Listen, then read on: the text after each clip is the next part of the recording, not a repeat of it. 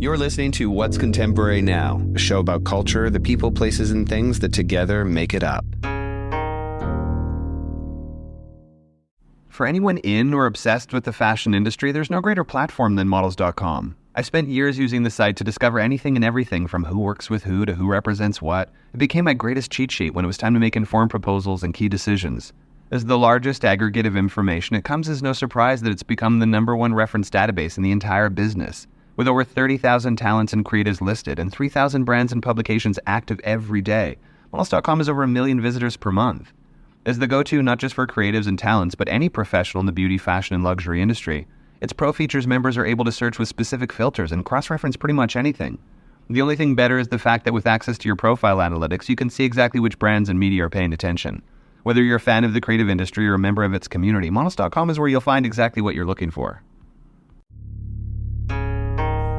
As we continue to address the notion of having too much, or whether or not there's room for new design talent in an already populated sector, Lukhanyo Mdingi shows us that there's still a right way to win. The South African designer first garnered significant attention after winning the LVMH Karl Lagerfeld Prize in 2021, and he most recently won the Amiri Prize in 2023, but his notion of lineage building is probably best illustrated through a partnership with the Ethical Fashion Initiative. With plans to launch an e-commerce platform that will expand upon his existing offerings of clothing alone, this episode makes it abundantly clear how Lukhanyo managed to break through all of the noise. This is Lukhanyo Mdingi, and we're talking about what's contemporary now. I have been so excited to have this conversation with you after you and I first managed to connect and discuss the larger subject matter of coming up in the world today as a new brand. I wanted to touch upon your start, having grown up in South Africa, having such a close community in your family, and discovering things like MTV and the supermodel era as formative parts of your upbringing. But let's talk about your kind of arrival point as a designer and when that really became the clear goal. Just coming from a small town in the Eastern Cape, just recognizing that pop culture is something that really penetrated our space so deeply. And I think just being privy to all of the mass media that was essentially shown on to me, whether it was again through MTV or soapies, and as well as just the context of South African pop culture in itself, like Boom Shaka and TKZ. There was such an infinitive love for fashion and music. But for me, it was really just understanding that fashion was always just my first point of love in any of the two.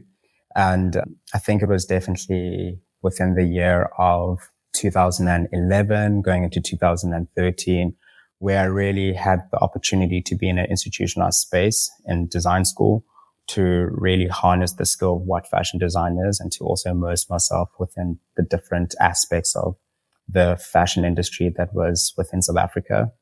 And for me, fashion design always just came out to the top, I'd have to say. And you actually started your own brand in 2015, right? Correct. Yeah. We had this incredible opportunity that took place in 2014. It was my graduate year at CPUT, which is the design school that I went to. And there was a fashion scout there, and his name was Simon Diner. And he had scouted myself, and essentially he approached me and he was like, there's SA Menswear Week that will be starting within 2015. And they were actively looking for 2 young emerging brands / designers to be in this specific slot. And the opportunity was just simply presented to me, and it's something that I felt like I couldn't pass out on. So 2015 was the year that we had our initial launch into the world of fashion. And winning the LVMH Karl Lagerfeld Prize in 2021 must have been an absolutely life-changing experience. It really was. I remember seeing the prize for the first time in 2014 or 2013, just being in fashion school. And it was something that I actively wanted to work towards too, because it was something that I definitely believed that the label could essentially achieve. And it was quite interesting having those formative years of the business really just slowly plowing the seeds for us to reach that moment of yes. And that moment of yes was when we were awarded a joint recipient of the LVMH prize. And it's something that we've just always worked towards. And most recently, you've actually been the recipient of the Amiri Prize, which is absolutely incredible. But before we jump into the sort of halo that's offered or the support that's come with, what were some of the changes to your business that resulted from having had the support of the LVMH Karl Lagerfeld Prize? Extraordinary. I think before you even get awarded the award within itself, there's this 6 to 8 month period where there's so much PR and visibility, just being a semi-finalist and then being a finalist that really gets shown onto each designer. And just being under the aegis of the LVMH prize in itself brings so much visibility that all brands essentially want, not just within the context of communications and PR, but also just with specific retailers. And coming from a country that is literally at the bottom of the globe in itself, it's moments such as that we obviously really strive to achieve. So it became quite an incredible opportunity for us to see how we could utilize it in the best way that we essentially could at the time. And of course, being awarded the prize and being a joint winner, it obviously just now led to us winning the fund, but also the mentorship, which we felt was extremely beneficial for our business. And is that an ongoing mentorship, or do you have a changing of the guards when you move into winning the Amiri Prize following that situation? I think when it comes to the business of fashion, it's networks more than anything else. I think when you are an alumni of a prize, it's a network that you essentially will always have to your disposal. And coming off from the LVMH prize, I think for us, it was really important to lean onto the networks that had been created and had been formed, and to also connect with them and stay in touch with them, because essentially there's a bigger picture to what we're essentially trying to do within the Allen brand. And we need our friends and we need our networks and we need our partners. And being part of the LVMH prize, for example, is definitely an ongoing process. I don't think it's something that would end at any point, purely based on the really strong connections that we've had the opportunity to build. And how does it work now that you've won the Amiri Prize? What does that change in terms of the way the companies run or mentored by these larger organizations? I think the larger organizations look at the alumni and the designers. I don't think they would disregard you purely based on having another affiliation of another brand. I think the whole intention of these institutions are to really uplift young emerging entrepreneurs and businesses. And it's through that intention that motivates the purpose, I would have to say. Just from my experience, nothing has necessarily waned. If anything, by the time the brand actually won the Amiri Prize, we received so much positive feedback from those certain parties within the LVMH group, just extending their sentiments and congratulating us on the epic achievement. And I think that's something that's really important. It's not the affiliation of other institutions, but it's rather just really focusing on the potential that they can see within their alumni and really continuously supporting that. Something you talked about during our last call, which I found really interesting and relevant, was the fact that these organizations are generally coming from the industry hub markets, which are primarily in the Northern Hemisphere. And that some of the codes of how business, design, brand identity, consumer culture, any of these things may differ depending where it is that the brand is based. And in the case of yours, you're based in South Africa. So can we talk a little bit about whatever existing disparities might come up in that process, or do you feel like it translates without incident? I think there's definitely differences. You have to remember these larger institutions, as intentional as they are, they're coming from spaces that are from a first world point of view in a first world country, meaning that there's a very specific system of the business of fashion and a model that has essentially been created. And that model, I think and believe, is definitely conducive for those that are within those spaces. But when you're looking at things in a regional perspective, especially within the context of a designer perhaps coming from a third world or developing country that's trying to break into an international market, there's certain plugins and systems that might be difficult to implement, essentially just looking at the regional standpoint of things. And I think what we realized within this, just coming from South Africa and also just understanding our economy and as well as the nature of our country, not necessarily being first world, the business of fashion within our context is something that's incredibly niche, specifically with clothing. It's not necessarily an industry that is the most impactful. So when it comes to receiving select opportunities within our country, it becomes very difficult for us to utilize that.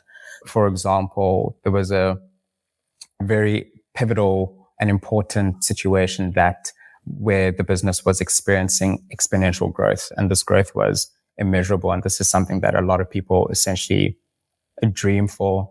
And we were in a position where we had amazing purchase orders, and it was absolutely fantastic for us. But because purchase order funding within the context of South Africa is something that's quite difficult, it was really hard for us to essentially receive funding for these purchase orders, right?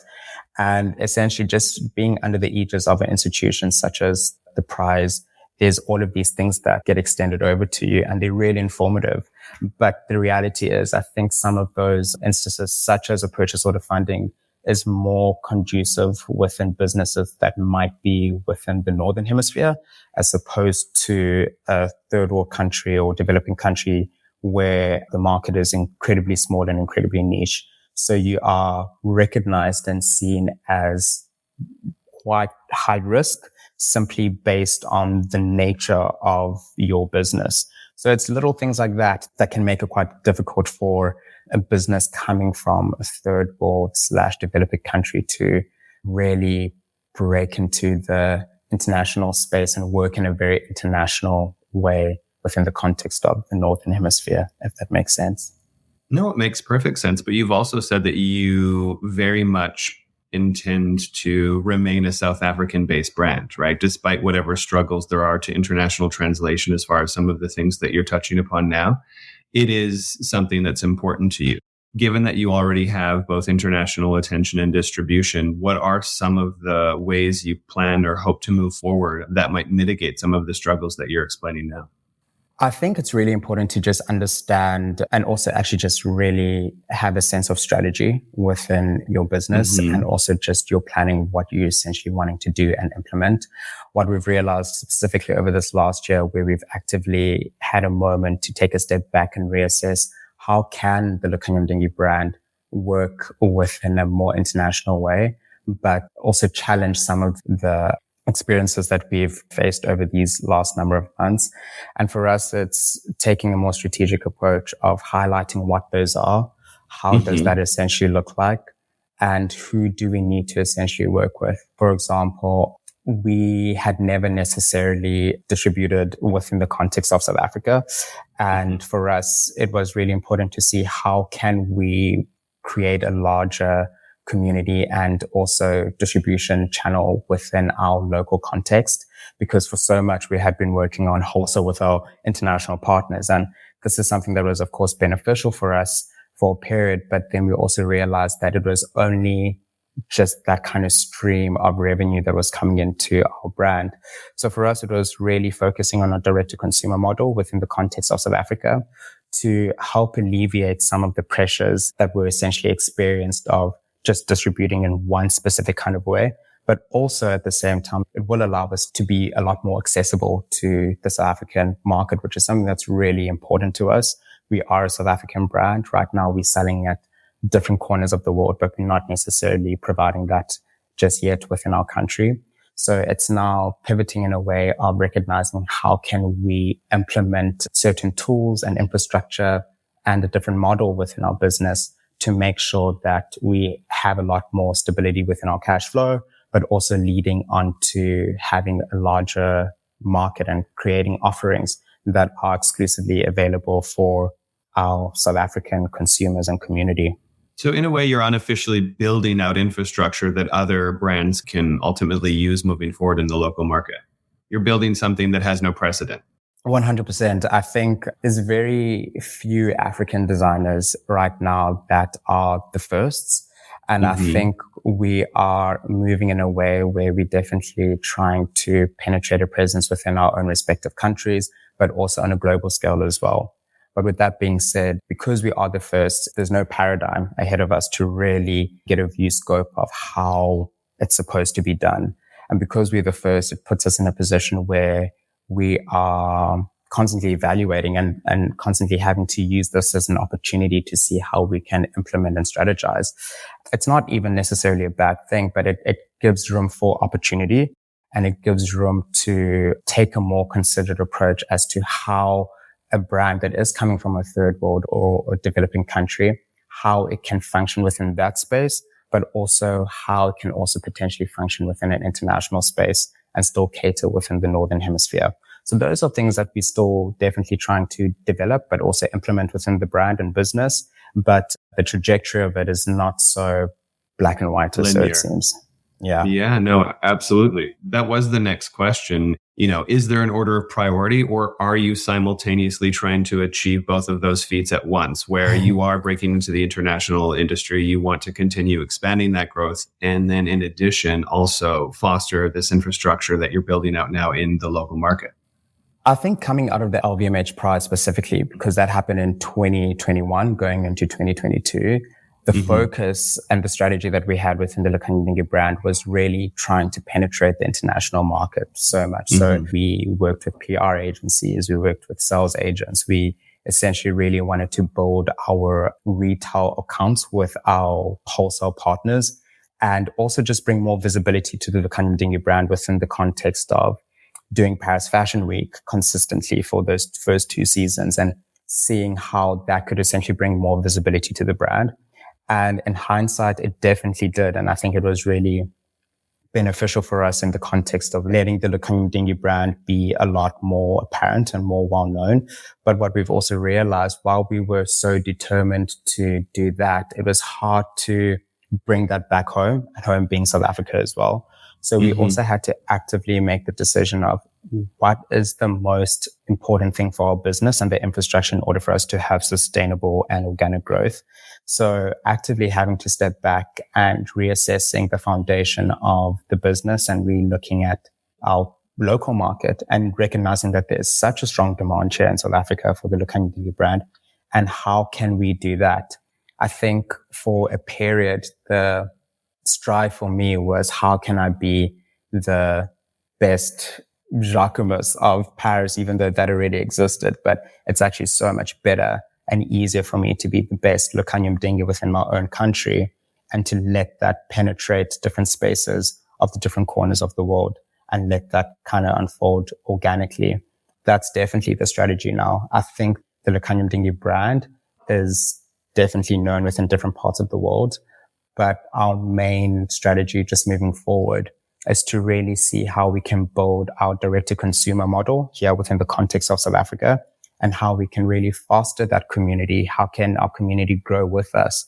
I think the one thing that I know about South Africans is that there's a really beautiful spirit of support and really feeling the power of a collective within the context of our nation. And I believe that is something that is definitely going to be felt by the time we open this new section and this new chapter of the Lukhanyo Mdingi brand, and letting it unfold in the most organic way possible. And let's speak a little bit more about the brand and its practices. I would love to hear more about your involvement or the partnership that you have with the Ethical Fashion Initiative, what that entails exactly, and also anything artisanal in terms of how you approach garment construction. I think in the beginning of the brand, it was such a small team. It was literally myself, it was my sample hand, and it was my pattern maker. And even through that whole practice, I realized that there was a beautiful sense of collaboration and very little room for ego. And I think for me, just being in the presence of those that are far greater than I was within their own specific practices, they enhanced the design. And by recognizing that, I realized that a collective is something that's far greater than a singular. So just really taking on the spirit of what it means to be a collaborator and really looking at the human aspect of things is a sentiment that I definitely wanted to be woven within the fabric of the Lukhanyo Mdingi brand in itself. So during the formative years of the brand, there were 2 collections that had been created, and then we had an incredible opportunity that was presented to us by the Ethical Fashion Initiative. And that opportunity was to partake in Petit Umo. that took place a few years ago. And that essentially started the whole relationship between the Lukhanyo Mdingi brand and the Ethical Fashion Initiative, which is an extraordinary initiative that really works with different parts of Central Asia and as well as different parts of Africa, where there's a lot of textile communities that are coming from marginalized groups. And the EFI is essentially under the aegis of the European Union and as well as the United Nations. And the whole intention of the whole institution is to see how a marriage between business, design, and social impact work through the spirit of craft and working with artisanal craftsmen and women can essentially create a hybrid between one another. And just through that sentiment, that was something that really interweaved with the point of view of the Lukhanyo Mdingi brand, because it went back to the basics of collaboration and really looking at the human spirit and how that level of ingenuity could essentially be woven within something that is honest, something that is steady, and something that is quite strong. Beautiful. And in terms of the production and styles and different approaches to the actual garment construction, is there an artisanal component that you'd like to speak to, or? Absolutely. I think by the time we realized that there was a stronger partnership that was essentially being created between the Ethical Fashion Initiative and as well as the Lukhanyo Mdingi brand, it was really important for us to see how the two worlds could essentially work with one another.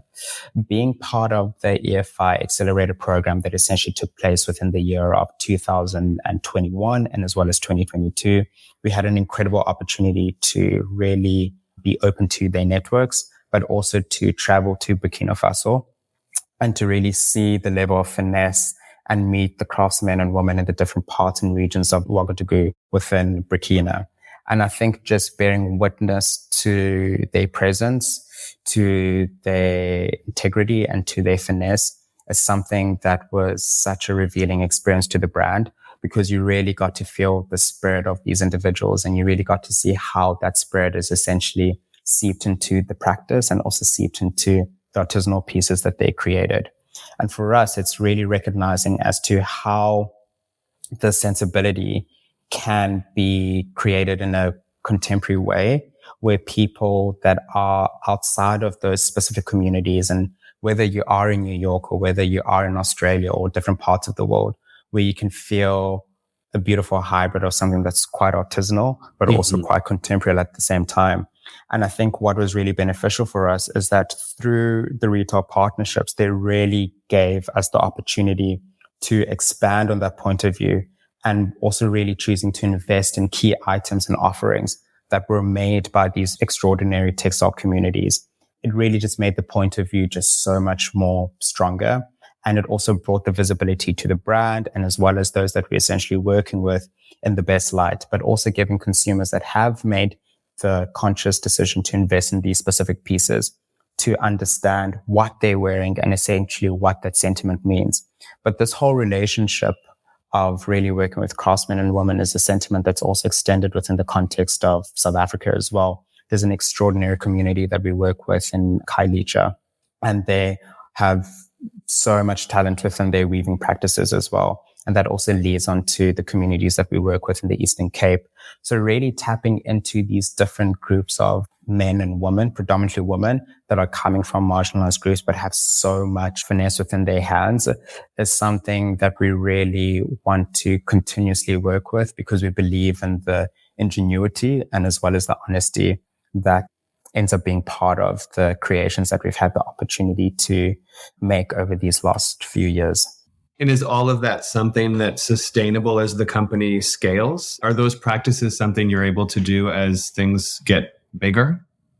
We're in such a fortunate position because right now things have been so steady with the brand, and we've been in a position where we've actively been able to grow hand in hand with those that we've had the opportunity to work with within these specific regions.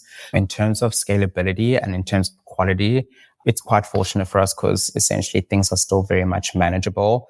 This is something that I definitely still think about, but I believe in the trajectory that we have and the point of view. And I think by really harnessing these relationships and being communicative and really for the best of times and also for the most challenging, we've realized that at the end of the day, it really comes down to partnerships and also actively wanting to grow with one another, because they too understand the benefits of what it means to continue with the initial partnership that we have on hand, because it also leans back into adding to their livelihoods. And that's something that's incredibly important to us and also to me. You talk about partnerships and obviously the ethical fashion initiative. Are you also open to partnerships in the form of brand collaborations if you were to be approached? Absolutely. I love design, and I'm a designer more than anything else. And through design, I've realized that there's such a high level of things to be learned and ingenuity that can be really added on to one's point of view and vision. Any level of partnership, whether it's through a brand partnership, I think there's a lot of room for potential. And I can definitely see the Lukhanyo Mdingi universe within that space, and working hand in hand with a brand or a designer or a collaborator of any sort to see how two universes could essentially come into one. I think it brings in a beautiful kind of spirit within both entities, and it gives room for visibility and also just learning more. I think that's something that's really important to me. I love just being in the presence of those that know more than I do. I think it adds such a beautiful sense of knowledge and inspiration. And it makes me literally want to be a better designer and a better collaborator. So we look forward to the day when we are in a position to work with a larger brand that really understands us and is willing to really respect the point of view of our brand, and vice versa, for us to extend the exact same sentiments over to them as well. Speaking of collaborations, and obviously you had started as menswear, but you also have women's. What are the plans moving forward in terms of women's and men's? Well, I mean, we started off as menswear, and not only did we start off as menswear, but menswear is such a large part of the brand, and we showcased at Paris Fashion Week men's. But through our sales and our wholesale channels, it's actually our women's wear that is the most performing. So it's something that we really have to pay attention to in just terms of business and numbers. I believe that the brand is incredibly strong within both men's and women's wear, and also just understanding the offerings that we have within both categories of both men's and women's wear, whether it's through our knitwear or our leathers or the artisanal pieces. We're always trying to create mini universes for different people, and for people to feel like they can take away a little bit of something from the brand. So we'll essentially continue to work as we have, but there is something within our women's wear that we feel like we need to, or would like to, bring more to the forefront. Also just understanding that we really have a large women's wear audience out there.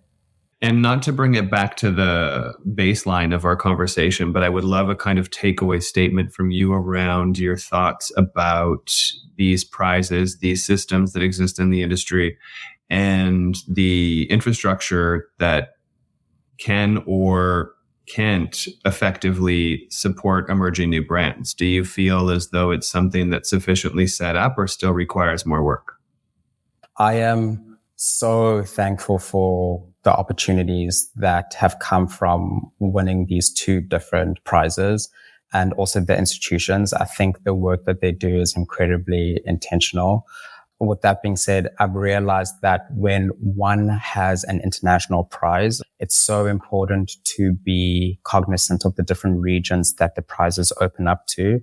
And because of that, whether someone is winning from America or Ethiopia or South Africa or Australia, one really needs to understand that all of these different countries function in a very different way. And a lot of it has a lot to do with economics and policies and markets and currencies. And I think if we are more mindful and cognizant of that, the implementation of the strategy that you have with your winners and your alumni becomes so much more impactful and so much more stronger. And I think that's definitely one of the biggest takeaways that I've had. I think these institutions are incredible. And I think what they offer to emerging brands and designers is really important. But with that being said, it's also vital and imperative that you understand who you're working with and where they come from, so that the strategy that you have on hand is on par essentially with the needs within their country. And that's something that I think really needs to be taken into account for. And this is not just within the context of prizes, but this is in the context of just business partnerships and how that essentially looks like. Where is the transactions essentially taking place? Where are these partnerships going to? Who are you partnering with? Where are they essentially based? I think there's quite a beautiful room for opportunity and looking at ways to be better and be stronger, and to see how these two different entities can essentially work in conjunction with one another. That's definitely the biggest takeaway that I would have to express. I think really having to understand who you're working with, it really allows the implementation of the strategy that you have on hand to become so much more impactful for greater success. I certainly feel like the prize is going to evolve or reiterate or change in a very positive way somewhere along the lines in your story, because you're being very proactive, not just as a recipient, but how you then put that back out into the world and systems in place that others can adopt in the future. And that's an incredibly exciting and admirable thing. Thank you. Of course, we can't end this conversation without asking you the namesake question, which is, what are your thoughts on what's contemporary now? What's contemporary now? I think it's really important for one to recognize their talent and how that can be cultivated to be of purpose and service to others. Beautiful. Articulate as always. Thank you so much for the conversation. No, thank you so much. I really enjoyed it. Thanks for listening to this episode of What's Contemporary Now. A special thanks to our show's producer, Cheyenne Asadi, who makes it all possible. Original theme music by Joseph Top Miller and Chase Coughlin of The Black Soft. And visual design by Aaron Marr and Graham Prentice. Subscribe now to be the first to hear new episodes, and for more content, follow us on Instagram at What's Contemporary or visit us online at whatscontemporary.com.